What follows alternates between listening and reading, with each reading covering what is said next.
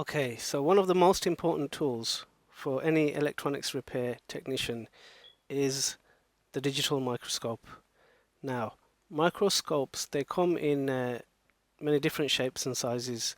So you can get the types where it looks like a binocular and you look through it and you work at the bottom of the microscope. Or you can use what I use here, which is a digital microscope.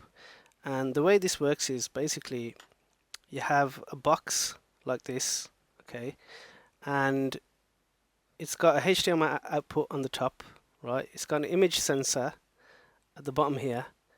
The better ones usually have Sony sensors, and what you've also got is a power port to plug in your power, and you've got two USB sockets.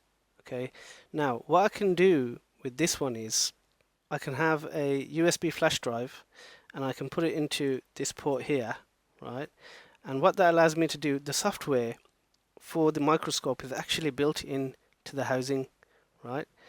And what it allows me to do is I can save images that I can see through the microscope onto the USB flash drive. And what I can also do is I can also plug in a wireless mouse, and I can use the software to do various functions. As I say, the software for the microscope, it displays on the output wherever your HDMI is connected. So let's say you have your HDMI connected into a HDMI monitor. So what you'll see is you'll see the image that the sensor is picking up at the bottom, and overlaid on top of that you'll have the software that comes with the digital microscope. And what it allows you to do is it allows you to draw straight lines, put measurements into your images, draw arcs, and it has various functions that you can use. I'll show you that a bit later on, but essentially that's all it is. And what it also comes with is it comes with the lens. Okay, the lens looks something like this.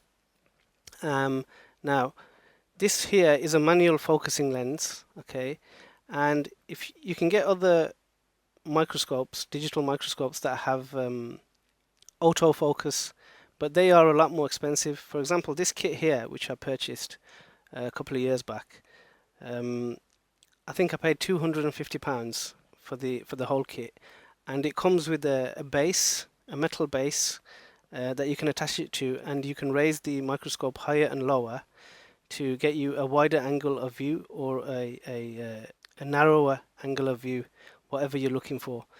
So what would normally happen is, actually, let me talk about these Barlow lenses. I'll just move this out the side for a second, and that's all there is to this piece here, right? So now, if you have a look here,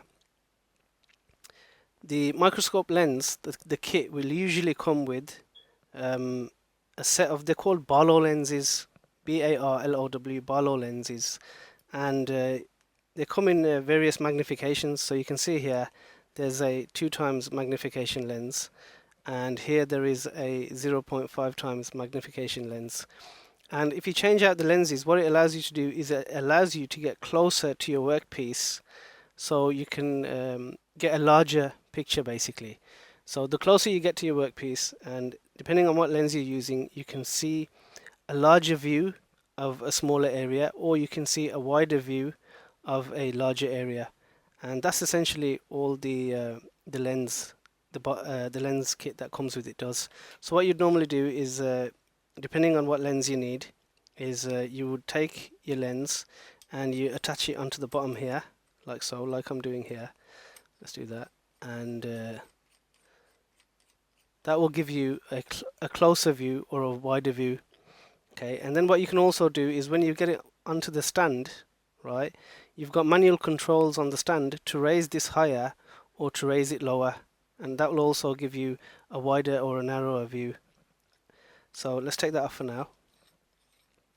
I'll take that off, and I'll just put it to the side here. And it's the same thing with the other lens.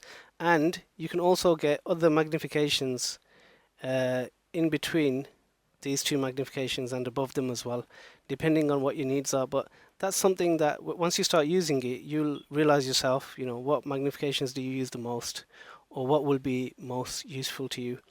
So what you do is, let's put these to a side for now. So what you'd normally do is you'd get your digital microscope base, and you just screw this in to here like so. Okay, and then what you do is you take this whole attachment and you fit it onto the microscope stand. So I'll quickly show you what the microscope stand looks like, and whenever I'm mentioning the microscope in the videos, you'll know now this is what I'm talking about and this is what I'm using. When you're choosing to buy a digital microscope, there's 2 points that I'd like to bring to your attention. One is the resolution and the other one is the frames per second. So in this day and age, there's no reason why you should go for anything below 1080p in the resolution, and in the frames per second you should be looking at a minimum of 60 FPS, right? And what that will do is that will give you a nice clear image, and the frames per second basically refers to the refresh rate of the image below the microscope displayed on the screen. So when you're moving stuff around below the microscope, the speed at which that image is going to refresh on the screen is related to the frames per second. So just bear those 2 points in mind, 1080p and 60 frames per second.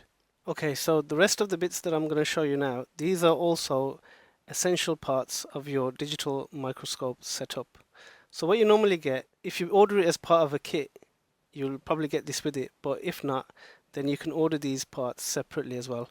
So the other important parts are the microscope base, okay, which is this bit here.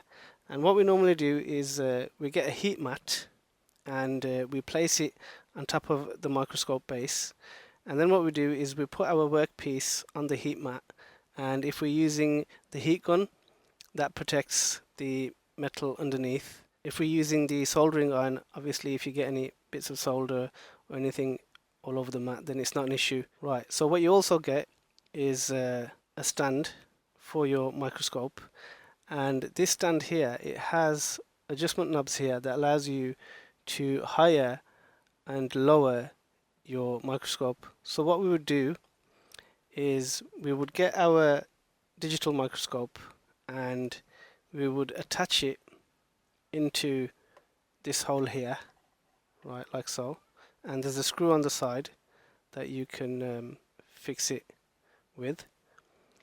And what you also have is you have an LED light here at the bottom. Now this LED light normally it's attached around here, but I find that that hinders my workspace. So what I've done is I've got 2 zip ties, one here and here, just like you can see on the side here, one here, and I've got a similar one on the other side, and I've attached it to the adjustment knobs, so it just gives me a bit more open area here when I'm working with the boards.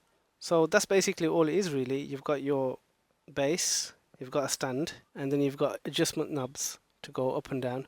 So whenever I'm talking about the, well, let me just show you what the LED looks like when you switch it on.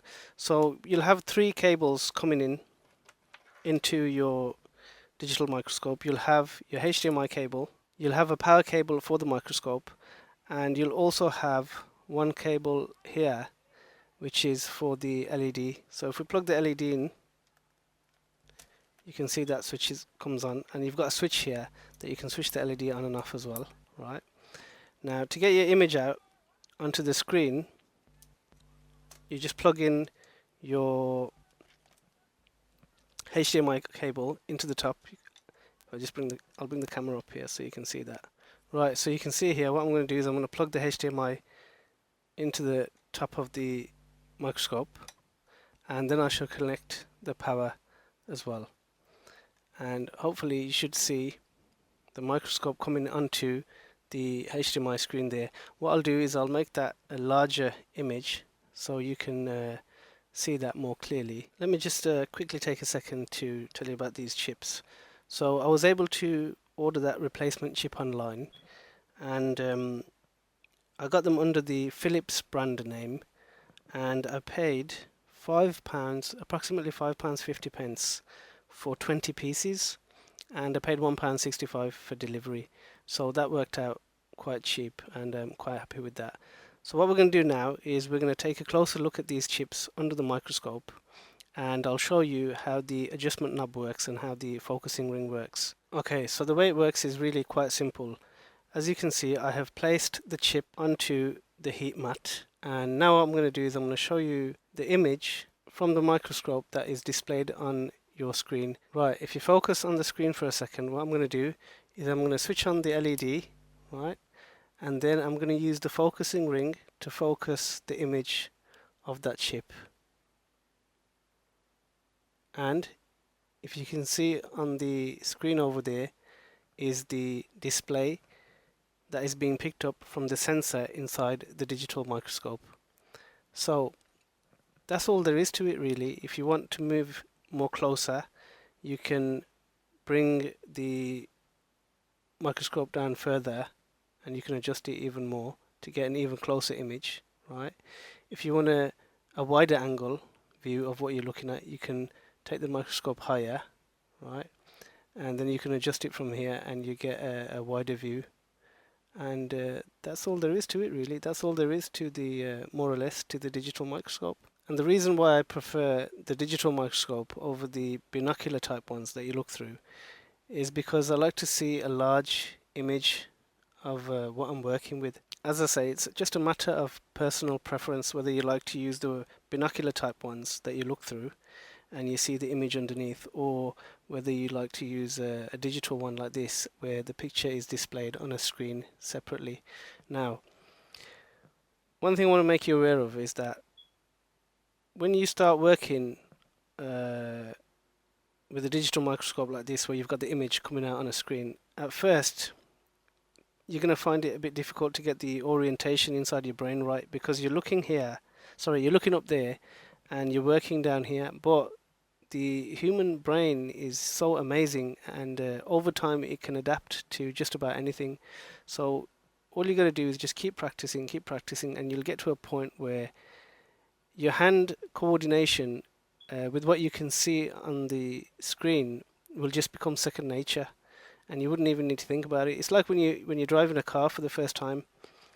You have to think about changing gears. This was before automatics came out. You have to think about where you're putting your foot on the brake or on the accelerator. Then you also have to hold the steering wheel. Well, it's a similar sort of thing. When you first start, you're always thinking about what you're doing, but eventually you get to a point where you're not even thinking about it. It becomes second nature, and you can drive while enjoying the views at the same time. So it's the same sort of principle with a digital microscope and a separate screen. You get to a point where you won't even notice it. Your brain won't even notice it, and you'll be working away, and you'll be thinking, how much I struggled when I started and how easy it is for me now. Anyway, that's most of the key points about the digital microscope. So whenever I'm referring to the digital microscope now, or whenever I'm talking about the digital microscope, you know now exactly what I'm talking about.